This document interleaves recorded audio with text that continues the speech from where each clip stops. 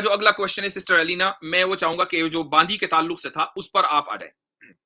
वो क्या क्वेश्चन था? जी बहुत शुक्रिया। और माशाल्लाह कमेंट्स में भी रिप्लाई आ रहे हैं कि अब बात समझ आ रही है, और यकीन जाने कि मैं भी कई दफ़ा पढ़ चुकी हूँ, लेकिन जिस तरह आपने बात समझाई है that makes lot of sense. अगला क्वेश्चन मुलहिदीन की तरफ से आता है कि आप ये कहते हैं कि लौंडी के साथ फिजिकल रिलेशनशिप इस तरह जस्टिफाई किया जा सकता है क्योंकि उनको सेक्सुअल डिज़ायर्स होती हैं और उनके ओनर्स जो हैं वो उसे फुलफिल करते हैं। अब इसमें यह है कि जब उनको फीमेल्स को ज़रूरत है और उनकी ख्वाहिशात हैं, तो ऐसा क्यों है कि जो मर्द ग़ुलाम है उनकी ख्वाहिशात कहाँ से पूरी होंगी? इस्लाम उनकी इजाज़त क्यों नहीं देता? और अगर इजाज़त नहीं दी तो क्यों नहीं दी? इसके बहुत सारे पॉइंट्स हैं। और क्या ममानत थी कि एक मर्द ग़ुलाम अपनी औरत मालिका के साथ फिजिकल रिलेशनशिप रख कर अपनी वो सेक्सुअल डिज़ायर्स को पूरा नहीं कर सकता था? क्या मुफ्ती साहब ये एक नाइंसाफ़ी नहीं है? क्या मर्द ग़ुलाम की कोई ख्वाहिश नहीं होगी सेक्सुअल डिज़ायर्स की तरफ? जी।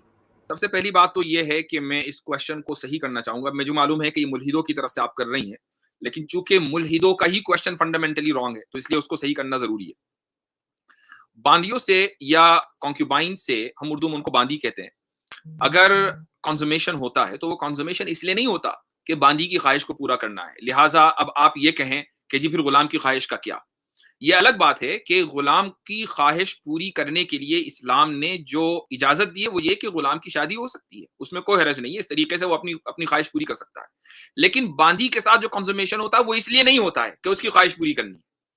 असल जो एतराज है वो ये है कि भाई बांदी के साथ या जो कॉन्क्यूबाइन है उसके साथ अगर उसका जो मास्टर है वो कंज्यूमेशन करता है तो क्या ये रेप नहीं है?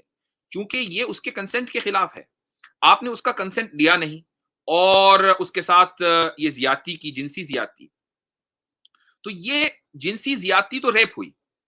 हाँ, अगर उसका कंसेंट हो तो भी कोई हरज नहीं है। तो सारी बात जो है वो कंसेंट पे आकर रुक जाती है, रजामंदी के ऊपर रुक जाती है। यानी अगर आप आज की लिबरल सोसाइटी में देखें, एक आदमी चाहे वो मैरिड ही क्यों ना हो, अगर वो आउट ऑफ द वे जाकर किसी औरत के साथ सेक्सुअल इंटरकोर्स करता है, कंसमेशन करता है और रजामंदी के साथ, तो कोर्ट को कोई प्रॉब्लम नहीं है। बीवी को प्रॉब्लम हो सकती है, कोर्ट को कोई प्रॉब्लम नहीं है, लॉ को कोई प्रॉब्लम नहीं है। ये लीगली या मुआशरे में इमोरल भी नहीं समझा जाता। मैं लिबरल मुआशरे की बात कर रहा हूं। तो सारी बात आती है कंसेंट के ऊपर। तो आज कंसेंट के ऊपर गुफ्तगू करते हैं कि कंसेंट है क्या। और मैं अपने नाजरीन से चाहूंगा जो आज की इस लाइव को देख रहे हैं या बाद में देखेंगे कि वो इसको आज नोट कर लें और बहुत गौर से सुने कि कंसेंट क्या है। देखिए, एक अमेरिका में और यूरोप में एक तंजीम है, ये एनजीओ है, नॉन गवर्नमेंटल ऑर्गेनाइजेशन है, इसका नाम है प्लान्ड पेरेंटहुड। आप अगर गूगल करेंगे तो आपको उसकी पूरी हिस्ट्री मिल जाएगी, उसके ऑफिशियल पेज के ऊपर आप जा सकते हैं। उसके ऑफिशियल पेज के ऊपर कंसेंट अगर आप डालेंगे तो ये पूरा जो मैंने आपके सामने पेश किया है स्क्रीन के ऊपर, ये आ जाएगा, ये पूरी इबारत, ये पूरा टेक्स्ट। वो कहते हैं कि कंसेंट के 5 मेयारात हैं, 5 स्टैंडर्ड्स हैं। FRIES, अगर आप इसको एक लफ्ज बनाकर पढ़ेंगे तो है फ्राइज, यानी फ्रेंच फ्राइज। तो मुझे यकीन है कि आज के बाद फ्रेंच फ्राइज थोड़ा सा आपको बुरे लगेंगे, इसलिए अगर आप उसको आलू का चिप्स कहें तो ज्यादा बेहतर है। तो फ्राइज क्या चीज है? ये कंसेंट की डेफिनेशन है। कंसेंट यानी मियां या मर्द और औरत के दरमियान अगर कंज्यूमेशन हो रहा है तो कंसेंट को हम कैसे माने, कैसे समझे कि कंसेंट है, फुल रजामंदी है। और अगर इनमें से कोई एक पॉइंट भी मिस हो जाता है तो इसका मतलब यह है कि फुल रजामंदी नहीं है और उसमें मर्द के खिलाफ केस हो सकता है, रेप के चार्जेस उस पर लग सकते हैं। सबसे पहली बात तो यह है कि फ्रीली गिवन। फ्रीली गिवन का मतलब यह है कि ये एक जो कंसेंट है ये आपकी चॉइस है। इसके ऊपर आपको कोई प्रेशर नहीं होना चाहिए, कोई मैनिपुलेशन नहीं होना चाहिए, किसी तरह का इन्फ्लुएंस नहीं होना चाहिए ड्रग या अल्कोहल का। पता चला कि मर्द ने औरत को ड्रग पिला दी, अल्कोहल पिला दिया और उसके साथ उसने कंज्यूमेशन कर लिया, तो ये फ्रीली गिवन का वायलेशन हुआ, ये कंसेंट नहीं है। बात समझ में आती है? रिवर्सेबल, रिवर्सेबल का मतलब यह है कि अगर एक मर्तबा औरत ने कंसेंट दे दिया तो इसका मतलब यह नहीं है कि अब वो जब तक कंज्यूमेशन चलता रहेगा, इंटरकोर्स चलता रहेगा, ये कंसेंट बाकी है, बल्कि औरत किसी भी मौके पर उसको रिवर्स कर सकती है। तो लिखा है कि anyone can change their mind about what they feel like doing any time, even if you have done it before and even if you are both naked in bed. यानी अगर इस हाल में भी है कि दोनों बिस्तर में बरहना है लेकिन बहुत करीब है कि कंज्यूमेशन हो गया, एकदम माइंड बदल गया और कंसेंट खत्म कर दे औरत, तो ये उसको हक है। इसके बाद अगर मर्द कोई आगे बढ़ेगा तो ये रेप हो जाएगा। तीसरी चीज है इन्फॉर्म्ड। इन्फॉर्म्ड का क्या मतलब है? यानी जो काम हो रहा है उसके ताल्लुक से मुकम्मल मालूमात पहले दे देनी चाहिए। You can only consent to something if you have the full story. For example, if someone says that he will use a condom and then they don't, there isn't full consent. वाज़ेह है बिल्कुल, जो लोग English समझते हैं, लेकिन जो लोग नहीं समझते उनके लिए बता दूं कि एक मर्द ने कहा जी कॉन्डम यूज करूंगा लेकिन नहीं किया, तो ये कैलिफोर्निया की कोर्ट में, इसको शेल्थिंग बोलते हैं, कैलिफोर्निया की कोर्ट में 7 अक्टूबर को पिछले साल ही ये फैसला आया है कि ये सिविल क्राइम है कि चूंकि कंसेंट जो है वो फुल्ली इन्फॉर्म्ड होना चाहिए, वो नहीं पाया गया। चौथी चीज है enthusiastic। इसका मतलब क्या है? when it comes to sex you should only do stuff you want to do, not things that you feel you are expected to do। मैं इसके बारे में जरा तफसील से बात करूंगा आगे। उसके बाद है specific. saying yes to one thing like going to the bedroom to make out doesn't mean you have said yes to others। यानी अगर एक औरत ये कहती है, यानी तलाउब कर रही है, मेक आउट कर रही है, यानी जो कंज्यूमेशन से पहले जो टचिंग होती है, अगर वो कर रही है तो इसका मतलब ये नहीं है कि वो सेक्स भी करना चाहती है। स्पेसिफिक होना चाहिए, यानी वो आपको बताए कि हाँ जी यही काम करना है तो फिर होगा, वरना कंसेंट नहीं है। अब ये जो इसमें 3 पॉइंट हैं, रिवर्सिबल, इन्फॉर्म्ड और इंथुजियास्टिक, मैं इसके ऊपर थोड़ा सा तफसील से बात करना चाहूंगा। और उसमें भी जो इंथुजियास्टिक है, इंथुजियास्टिक का क्या मतलब है प्लान्ड पेरेंटहुड के नजदीक। और मैं इस ऑर्गेनाइजेशन को ये कह सकता है भाई ये तो इस ऑर्गेनाइजेशन की डेफिनेशन है। भाई इस ऑर्गेनाइजेशन की डेफिनेशन की बुनियाद पर पूरा मुआशरा चल रहा है। अमेरिका में लॉज बन रहे हैं, जो वेस्टर्न लिबरल सोसाइटीज है वो इस ऑर्गेनाइजेशन की बुनियाद पर चल रही है। ये इतना बड़ी ऑर्गेनाइजेशन है जिसके पास बिलियंस ऑफ डॉलर्स हैं। तो इंथुजियास्टिक क्या है? Asking permission before you change the type or degree of sexual activity with phrases like is this okay। थोड़ा सा I'm sorry, लेकिन बात को बहुत वाज़ेह करने के लिए मुझे कुछ तरह के अल्फाज इस्तेमाल करने पड़ेंगे। मसलन एक आदमी और एक मर्द और औरत जमा है, ओरल सेक्स चल रहा है। अब मर्द जो है वो उसको बदलना चाहता है, तो वो पहले इजाजत लेके मैं उसको, यानी जो एक्चुअल सेक्स है कि मैं वो कर लूं, वो कहेगी हाँ जी ठीक है कर लो, चलो भाई आगे बढ़ो। अगर उसने नहीं पूछा ये रेप हो जाएगा।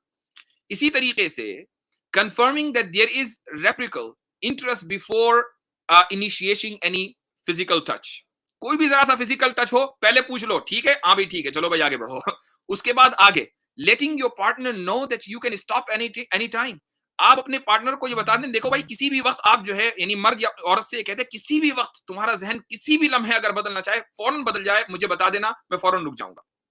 और नॉट ओनली ये, आगे कहता है periodically checking in with your partner such as asking is this still okay। मसलन यानी तसव्वुर कीजिए कि जो लोग मैरिड है वो तसव्वुर कर सकते हैं कि एक मर्द और एक औरत वो कंज्यूमेशन कर रहे हैं, और बार बार इस अमल के दौरान मर्द ये पूछ रहा है ठीक चल रहा है, हाँ जी ठीक चल रहा है, चलो भाई आगे, ठीक चल रहा है, आप सही चल रहा है, हाँ भाई सही चल रहा है, चलो भाई आगे। ये है कंसेंट। तो इस तरह ये एक ऐसा कंसेंट को डिफाइन किया गया है ताकि बेड में, ये वजह उसकी क्या है? वजह उसकी ये है कि अभी तक जब कंज्यूमेशन होता है तो मर्द लीड करता है, लेकिन आप कंसेंट को इस तरह डिफाइन करें कि मर्द लीड ना करे, औरत लीड करे, इसलिए कंसेंट की ये डेफिनेशन की गई है। तो अब यहां सबसे पहले सवाल होता है कि ये जो रिवर्सिबल, इन्फॉर्म्ड और इंथुजियास्टिक है, ये जो रिवर्सिबल है, क्या वाकई कंसेंट लिबरल सोसाइटी में रिवर्सिबल होता है? ऐसा नहीं है। मैं कई मिसालें आपको दूंगा, जरूरी नहीं कि सारी की सारी मिसालें जो हैं वो क्या कहना चाहिए सेक्स और कंज्यूमेशन से रिलेटेड हो। देखिए, आप डेमोक्रेसी में वोट देते हैं, वोट आपका क्या है? वोट आपका कंसेंट है। क्या आप वोट देकर रिवर्स कर सकते हैं अगले इलेक्शन से पहले? नहीं कर सकते। तो आपका वो जो कंसेंट आपने पॉलिटिकल लीडर को दिया है, और ये याद रखिए कि एक आदमी और एक मर्द और एक औरत जब एक बेड में होते हैं तो ये उनका जाती पर्सनल मामला है, उससे सोसाइटी को कोई लेना देना नहीं है। लेकिन जब आप वोट देते हैं तो पूरी सोसाइटी के ऊपर फर्क पड़ता है। तो ये जो वोट है ये आपका कंसेंट है, लेकिन आप उसको रिवर्स नहीं कर सकते। इसी तरीके से इन्फॉर्म्ड की आपको मिसाल देता हूं। इन्फॉर्म्ड का मतलब ये है कि आपको पहले से मालूम होना चाहिए कि मैं क्या करने जा रहा हूं, लेकिन अगर जरा से उसकी खिलाफ वर्जी हुई तो क्या आप अपने कंसेंट को रिवर्स कर सकते? नहीं कर सकते। मिसाल, आपने मसलन एक वजीर आजम को या सदर को वोट दिया, यानी कंसेंट दिया कि मैं चाहता हूं कि तुम लीड करो, लेकिन आपकी ख्वाहिश ये है कि वो जंग ना करे। मसलन अमेरिका में आपने वोट दिया और आपकी ख्वाहिश ये है कि भाई बाइडन जो है वो जंग ना करे, और बाइडन ने ये प्रॉमिस भी किया है कि मैं जंग नहीं करूंगा, लेकिन उसके बाद हालात ऐसे आए कि बाइडन को जंग करनी पड़ी, तो क्या आप उसको रिवर्स कर देंगे? नहीं कर सकेंगे। आप अपने कंसेंट को रिवर्स नहीं कर सकते। इसका मतलब यह हुआ कि लिबरल सोसाइटी में जो कंसेंट होता है वो जरूरी नहीं है कि रिवर्सेबल हो, इरिवर्सिबल भी होता है, और जरूरी नहीं है कि फुल्ली इन्फॉर्म्ड हो, बल्कि पार्शियली या बिल्कुल भी इन्फॉर्म्ड ना हो, ऐसा भी मुमकिन है। तो भाई कंसेंट का कोई एक मेयार तो तय होना चाहिए, कोई भी मेयार लिबरल सोसाइटी में तय नहीं है। और एक अहम पॉइंट वो ये है कि एक मर्द या एक औरत अगर खुद ही अपना कंसेंट दे रहा है, ये भी जरूरी नहीं है, बल्कि एक्सपर्ट का कंसेंट भी काफी है। एक मैं मिसाल देता हूं, ये केस है 1957 का, एक ब्रिटिश कोर्ट का, ये लीगल इंसाइक्लोपीडिया है BMLR 5, उससे यह हवाला है। In a case of non consensual psychiatric treatment where it was found that a doctor is not guilty of negligence if he has acted in accord with the practice accepted as proper by a responsible body of medical men skilled in that particular art। इसका मतलब ये हुआ कि एक case हुआ था, उसमें यह था कि एक शख्स को साइकाइट्रिक हेल्प की जरूरत थी, लेकिन उसकी मर्जी के खिलाफ उसका वो ट्रीटमेंट किया गया। वो शख्स जो है कोर्ट चला गया, तो लेकिन कोर्ट ने जो रूल किया वो ये किया कि आपके कंसेंट की कोई जरूरत नहीं है, जो कि डॉक्टर ने जो आपको ट्रीटमेंट दिया है वो इस मैदान के जो माहिरीन हैं उनके तरीक़ेकार, उनके तय करदा जो उसूल ज़वाबित थे, उनकी रोशनी में आपको ट्रीटमेंट दिया गया है, तो आपका कंसेंट हो या ना उससे कोई फर्क नहीं पड़ता। और जिस बंदे ने केस किया था वो केस हार गया। इसका मतलब ये हुआ कि मगरिबी जो सोसाइटी है, जो लीगल फील्ड है, या जो सोशल मुआशरा है, जो सोशल जो मैदान है, हर जगह कंसेंट ऑफ एक्सपर्ट्स को भी कंसेंट माना जाता है। कंसेंट ऑफ एक्सपर्ट्स को एक्सपर्ट माना जाता है, यानी अगर कोई आदमी खुद कंसेंट ना भी दे लेकिन एक्सपर्ट की तरफ से कंसेंट और रजामंदी है तो इसको माना जाएगा।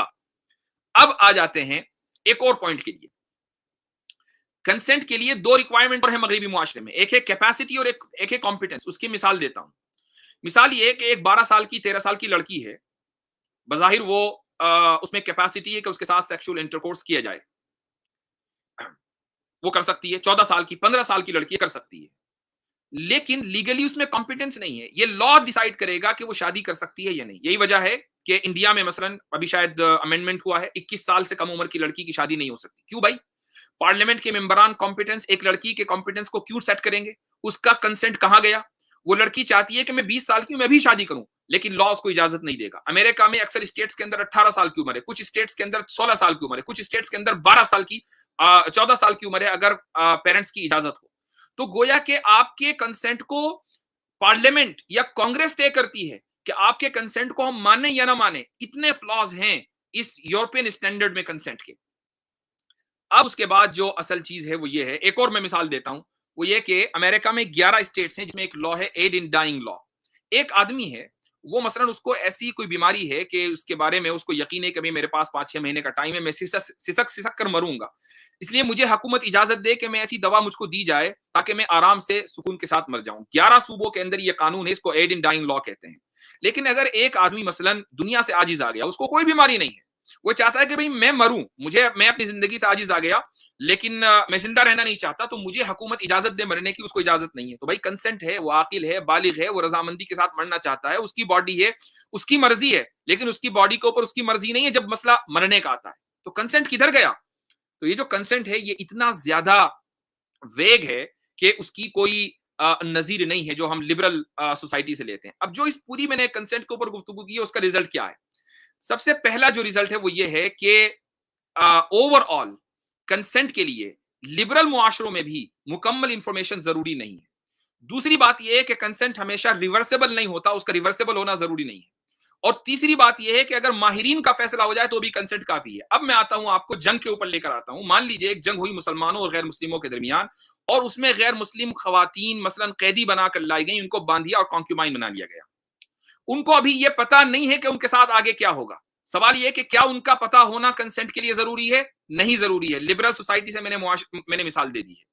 मान लीजिए उनको बता दिया गया कि तुम्हारे साथ यह होगा कि तुम्हारा जो आका है वो तुम्हारे साथ कंज्यूमेशन करेगा, क्या वो इस कंसेंट को रिवर्स कर सकती हैं? अगर वो उस वक्त कहते हैं कि हाँ ठीक है, लेकिन आगे चलकर वो कहें कि नहीं नहीं हम तैयार नहीं है, हमें इसको रिवर्स करना है, नहीं कर सकती। उसकी वजह है कि कंसेंट का रिवर्सेबल होना जरूरी नहीं है।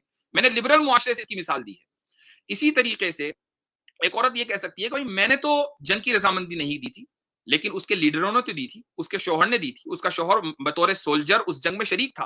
तो माहिरीन का जो फैसला है वो भी कंसेंट माना जाता है। यही वजह है कि अगर किसी मुल्क के लीडर ने जंग का फैसला किया तो उस लीडर के साथ जो अवाम है शामिल, जो औरतें शामिल हैं, उनको बांदी बनाया जाएगा। उसकी मिसाल देता हूं, जब जंग कादसिया हुई, यानी पर्शियन एम्पायर को खत्म किया गया, तो उस वक्त जो बादशाह था उसका नाम था यज़दजर्द, उसकी 3 शहजादियां, उनको बांदी बनाया गया और उसके बाद उनको आजाद कर दिया गया। हजरत उमर रजी अल्लाह ने हजरत अली से पूछा कि भाई इनका क्या करना है, ये तो शाही खानदान की है। तो हजरत अली रजी अल्लाह ने कहा भाई मैं तो आजाद करता हूं अपना हिस्सा। हजरत अली ने आजाद किया, हजरत उमर ने आजाद किया, बकिया सब लोगों ने आजाद किया। तो उन यज़दजर की उन 3 बांदियों में से एक बांदी की शादी हजरत हुसैन से हुई, एक लड़की की शादी, एक शहजादी की शादी हजरत अबू बकर के बेटे से हुई, और एक शहजादी की शादी जो तीसरे नंबर की थी उसकी शहजादी हजरत उमर के बेटे से हुई। तो बाकायदा शादियां हुई और उनकी रजामंदी से हुई। तो ये दरअसल वो खवातीन के जो जंग में शामिल हैं उनको बांदिए बनाया जाएगा। अब अगर कोई ये कहे कि भाई उनका कंसेंट नहीं था, उनका कंसेंट मैटर इसलिए नहीं करता कि उनके मुल्क के माहिरीन का कंसेंट था कि चाहे हमारी औरतों को बांदी बना लिया जाए तब भी हम जंग करेंगे। अच्छा, अब मैं आपको एक और बहुत इंपॉर्टेंट पॉइंट बताने जा रहा हूं, और वो ये है कि, और ये मेरा लास्ट पॉइंट है, उसके बाद मैं अपनी बात खत्म करूंगा। कुरान करीम में एक आयत है, सूरे नूर में आयत नंबर 33, अल्लाह ताला फरमाता है वल्लदीना यब्तगूनल किताबा मिम्मा मलकत ऐमानुकुम फकातिबूहुम इन अलिमतुम फीहिम खैरा। उर्दू तर्जुमा पढ़ देता हूं। और जो मुकातबत करना चाहे, मुकातबत किसको कहते हैं? मुकातबत कहते हैं buying your slavery, buying your freedom. कि आप अगर अपने आका को मसलन ये कहे भाई मैं तुमको 10,000 रुपए, 1 लाख रुपए देता हूं और तुम मुझे आजाद कर दो, इसको कहा जाता है मुकातबत। ये एक तरह का मुआहिदा है। तो अल्लाह फरमाता है और जो मुकातबत करना चाहें तुम्हारे ममलूकों में से, यानी तुम्हारे गुलामों में से, तो उनसे मुकातबत कर लिया करो। और अगर तुम समझो कि उनमें भलाई है, और उनको उस माल में से दो जो अल्लाह ने तुम्हें दिया है। इस आयत के नाजिल होने के बाद हजरत उमर रजी अल्लाह अन्हु और इसी तरह दीगर बहुत से सहाबा की राय ये थी कि ये जो मुकातबत करना है ये वाजिब है। क्या मतलब? यानी एक गुलाम और बांदी अगर अपने आका से ये कहे कि मुझे तो मुकातबत करनी है, यानी मैं अपनी फ्रीडम को खरीदना चाहती हूं, ये लो पैसे और मुझे करो आजाद, तो गुलाम के लिए, आका के लिए जरूरी है कि वो इसको कबूल करे, वो इसको डिनाई नहीं कर सकता। अब अगर उस बांदी के पास पैसे नहीं है तो पैसे कहां से आएंगे? अल्लाह ताला ने खुद बता दिया आगे, वातूहुम मिम्मा लिल्लाहि अल्लज़ी आताकुम, मुसलमानों को हुक्म दिया जा रहा है कि तुम पैसे दो, अल्लाह ताला ने तुम्हें माल दिया है, तुम माल के जरिए इसकी मदद करो।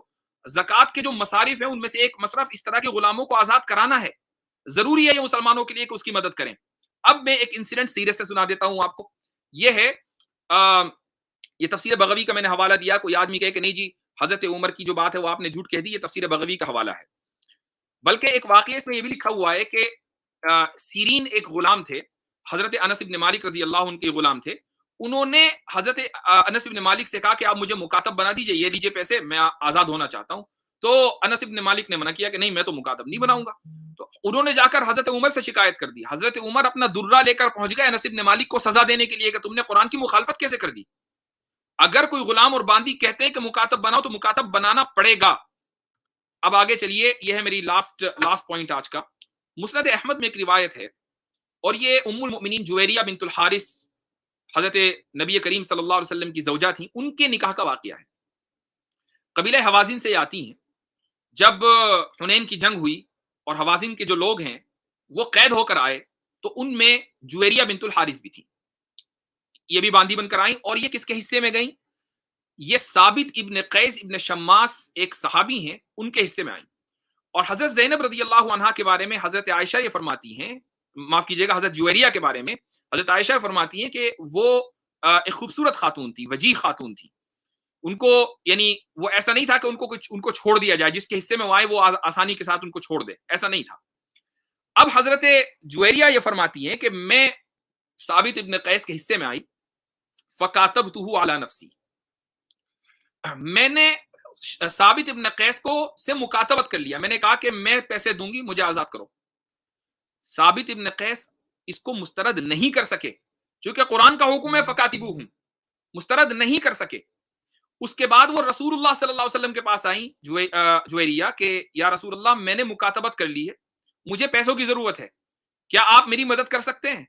रसूलुल्लाह सल्लल्लाहु अलैहि वसल्लम ने मदद की, और ये ऑप्शन भी रखा कि अगर तुम इससे बेहतर ऑप्शन चाहो मैं तुम्हारी मदद भी कर दूंगा, और तुम मुझसे निकाह करना चाहो तो निकाह कर सकती हो। तो आप सल्लल्लाहु अलैहि वसल्लम से उन्होंने मर्जी के साथ निकाह किया। अब यहां पर जो पॉइंट है वो ये है, मान लीजिए एक मैं सिनेरियो बताता हूं, एक लड़की, एक औरत मुसलमानों के पास बांदी बनकर आई, उसके सामने ये ऑप्शन है कि चाहे तो वो मुकातबा बन जाए, यानी वो अपनी आजादी को खरीद ले, और आजाद हो जाए। पैसे उसके पास नहीं है, मुस्लिम सोसाइटी उसकी मदद करेगी।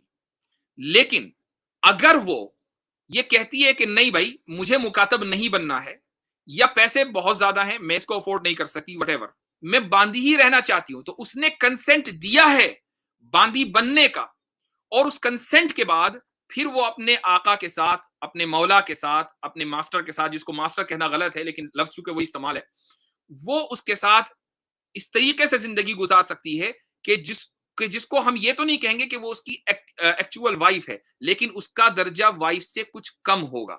एग्जैक्ट वाइफ नहीं होगा लेकिन वाइफ से कम होगा, लेकिन उसको मिस्ट्रेस नहीं कहा जाएगा, उसको साइड चिक नहीं कहा जाएगा, उसको ग्रुपी नहीं कहा जाएगा, उसको रखेल नहीं कहा जाएगा, बल्कि मुआशरे में उसका मकाम है, माशरे में उसका मर्तबा है।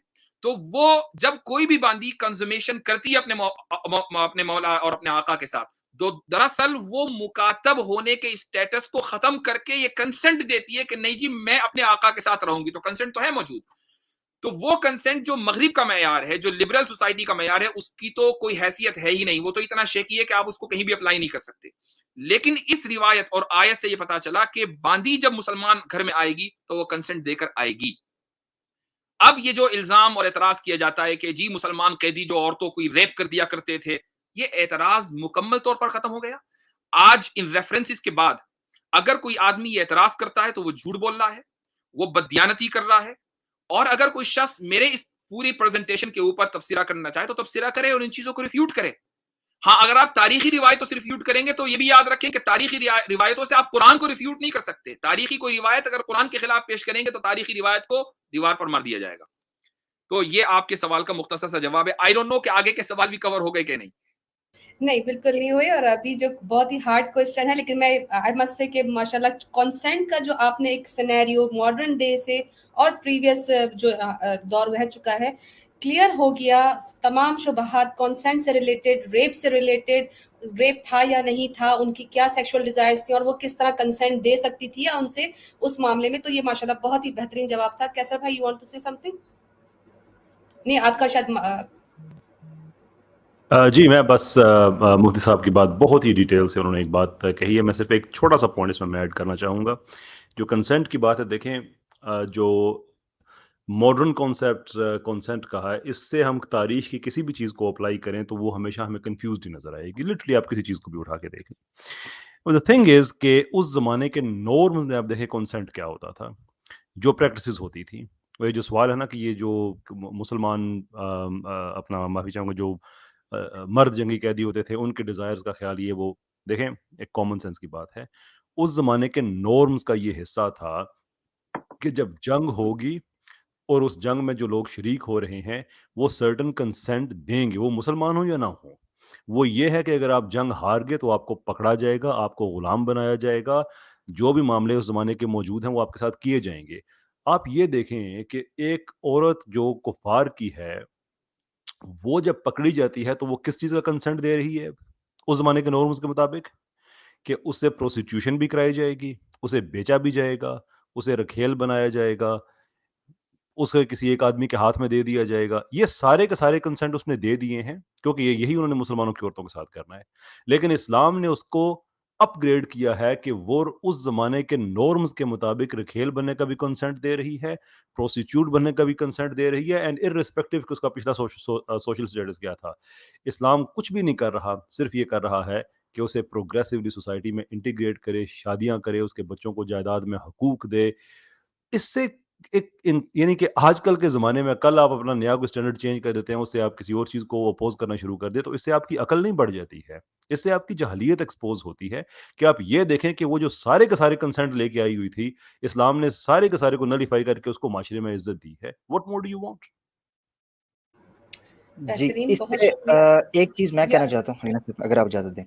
ये जो है ना, वैसे तो माशाल्लाह जितनी बात मुफ्ती यासिर वाइदी साहब ने तफसील से कॉन्सेप्ट को मैं समझता हूँ कि इंटरनेशनली जो सर्वे करवाया है बड़ा ज़बरदस्त शानदार से, और मैं कहता हूँ कि इतनी भरी हुई गुफ्तगू थी कि अगर कोई उसको तसल्ली से बार-बार सुनेगा तो हर दफ़ा कोई ना कोई नुक्ता उसको सुनने को मिलेगा।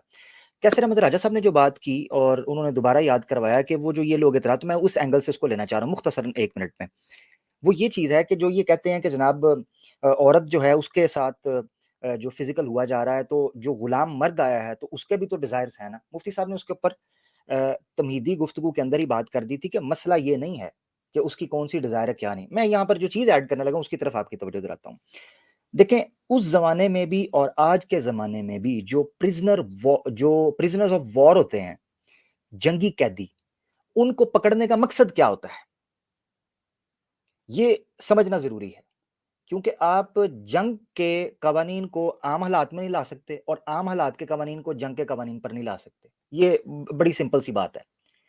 अब जंग में जब कैदी पकड़े जाते थे तो उसका कोर और बेसिक और फंडामेंटल जो मकसद होता था पीछे, वो ये होता था कि जो आपका दुश्मन है उसको मैक्सिमम डैमेज करना, क्योंकि आपने जंग जीतनी है। ये वॉर स्ट्रेटजी है, डैमेज करना।